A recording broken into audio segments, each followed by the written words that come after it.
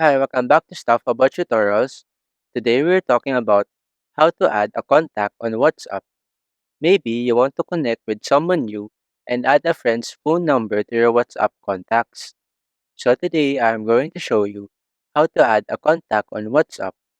Check video description and I will try to leave the written instructions. So let's start. First, open your WhatsApp application and log into your account. Once you're logged in, you will be taken to the main chat screen.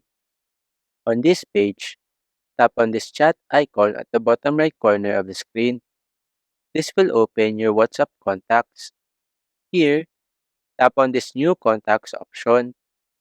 In this page, you will see fields to enter contact's name and phone number. Start by entering the contact's name in this provided field. Once you are done entering the name, you can now enter the contact's phone number in this designated field. Make sure to include the country code before the number. Once you have entered the contact's name and phone number, tap on the Save button. After that, you now have successfully added a contact on WhatsApp. Now you can start a chat with a newly added contact. There you go. If you wanted to know how to add a contact on WhatsApp, that is the easiest way I know how.